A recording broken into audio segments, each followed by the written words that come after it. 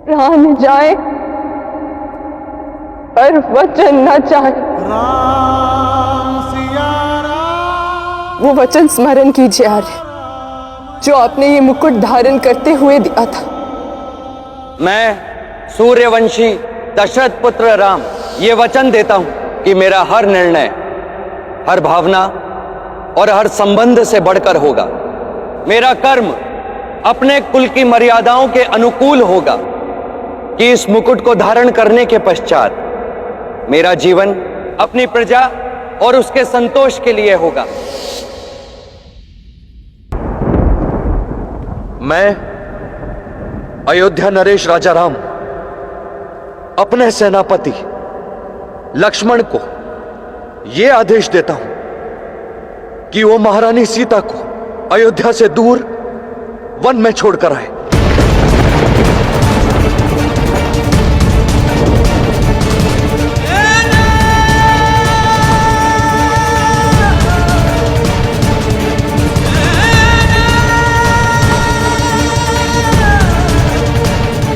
प्रश्न एक भाई ने पूछा था, उत्तर एक राजा ने दिया। इसलिए आज से ये लक्ष्मण आपको सदा महाराज कहकर पुकारेगा। खेद है महाराज, जिस रावण का आपने अंत किया था, आज आपने स्वयं उसे संजीवनी दे दी। जो रावण जीते जी सिया राम को अलग नहीं कर सका, मृत्यु के पश्चात दोनों के संबंधों को हरा गया महाराज। आपके आदेश का पालन होगा महाराज, परंतु आपका सेनापति होने के नाते आपके इस निर्णय के दुष्परिणाम से मैं आपको सूचित कर देना चाहता हूं। जिस दिन आपकी संतान को आपके इस निर्णय के विषय में ज्ञात होगा, उसकी दृष्टि में आपके लिए घृणा और अविश्वास का संशोक होगा।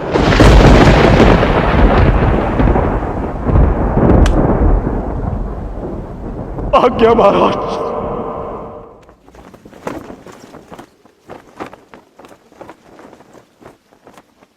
अयोध्या वासियों, प्रजा ने महारानी देवी सीता पर जो गंभीर लांछन लगाए हैं, उनके आधार पर अयोध्या के महाराज श्री राम ने महारानी देवी सीता को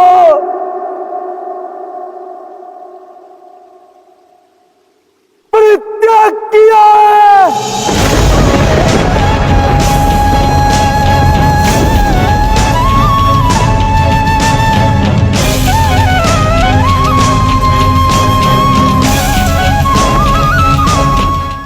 मेरी दृष्टि में सीता सदैव पवित्र थी,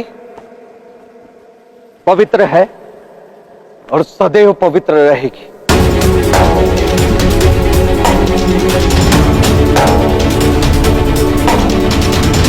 मैंने सीता का परित्याग नहीं किया, बल्कि एक रानी ने एक नारी की अस्मिता को बनाए रखने के लिए निर्णय लिया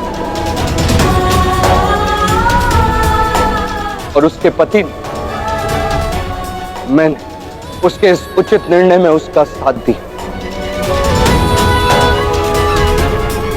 क्योंकि इस अनुचित सोच का बदलना आवश्यक है।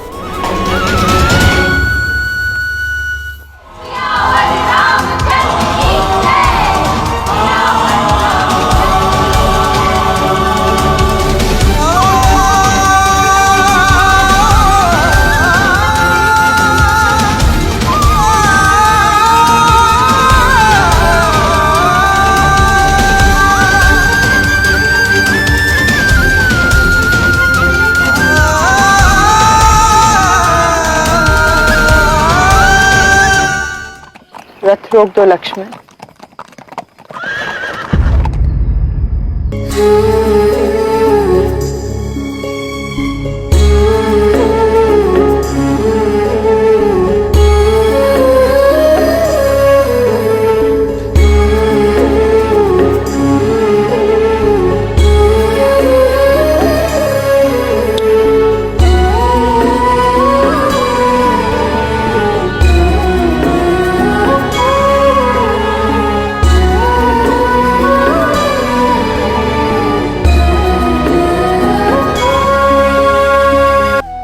महर्षि वाल्मीकि, निकट ही मेरा आश्रम है।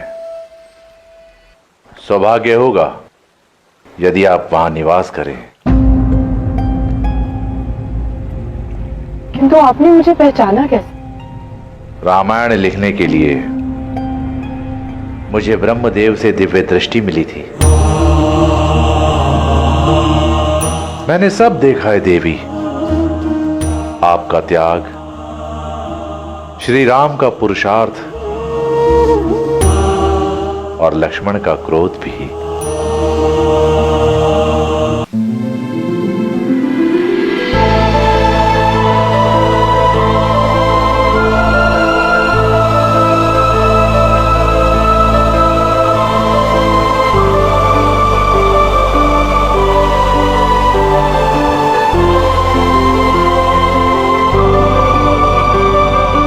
आओ देवी सीता,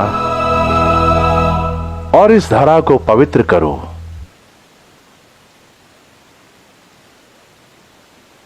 ऋषिवर, मैं यहाँ केवल एक ही दशा में रहूंगी। यदि आप किसी को भी मेरा वास्तविक परिचय ना दें। आचार्य, ये कौन? यह मेरी धर्मपुत्री है और आज से यहीं आश्रम में निवास करेंगी। एक संकल्प को पूरा करने के लिए श्री राम और सीता अधूरे होकर जी रहे थे। कुछ पूरा था तो उनका संबंध, उनका विश्वास। राम महल में रहकर भी वनवासी का जीवन बिता रहे थे, तो सीता वनवास में रहकर अयोध्या के भावी वंश को संभाले थी।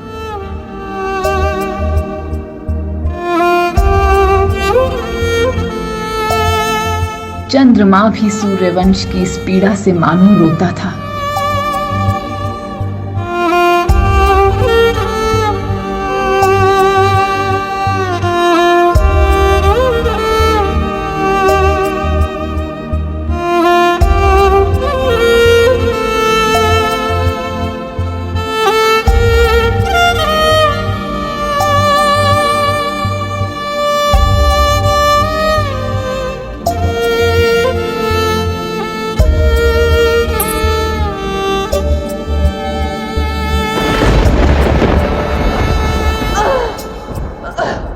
सीता प्रसव पीड़ा में थी और राम विरह पीड़ा में, पर उनकी ये पीड़ा सबसे अधिक किसी को पीड़ित कर रही थी तो वो थे हनुमान। प्रभु, क्या हुआ? आज मन बहुत व्याकुल है हनुमान। ऐसा लगता है सीता को इस समय मेरी सबसे अधिक आवश्यकता है।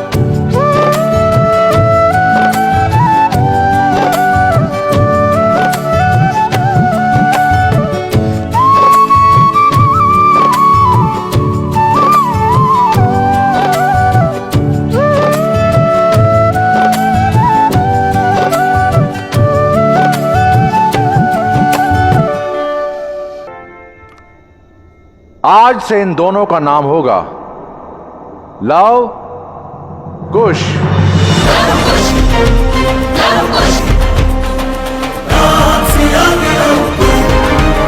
लव कुश, लव कुश।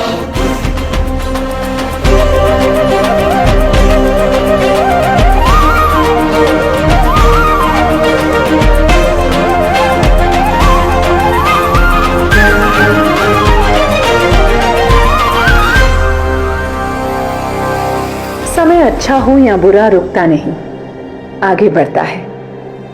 एक दूसरे के त्याग में संबल बने राम सिया का समय भी बीता और उन्हें एक करने वाली डोर लव कुश भी सुदृढ़ होती गई। और फिर 14 वर्ष पश्चात वाल्मीकि आश्रम में वो रात आई जो इस डोर के बल की परीक्षा लेने वाली थी। इतना कोलाहल क्यों? मेरा पुत्र,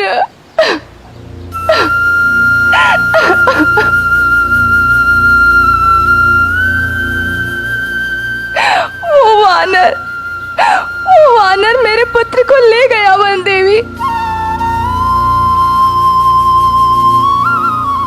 उठो, मेरे शिशु को बचा लीजिए। शांत हो जाओ हरिणी, कुछ नहीं होगा तुम्हारे शिशु को। वो वानर तुम्हारे शिशु को अधिक दूर नहीं ले जा पाएगा, क्योंकि सामने वनदेवी के दुलारों की दीवार पाएगा।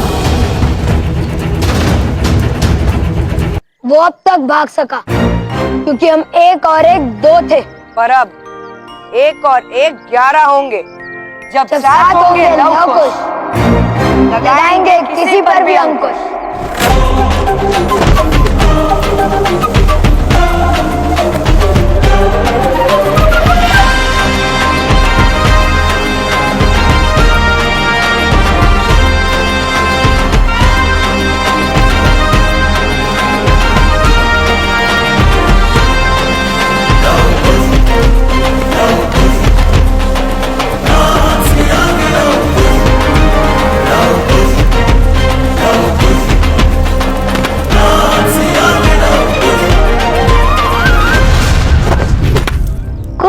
उस वानर को बचाओ।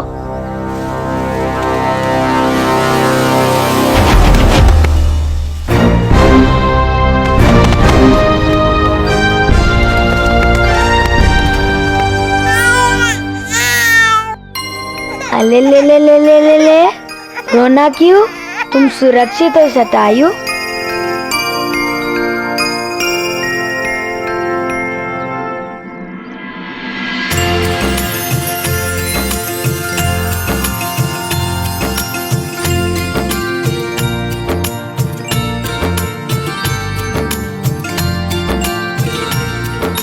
मुझे विश्वास था कि तुम दोनों आश्रम में कुछ भी अशुभ नहीं होने दोगे।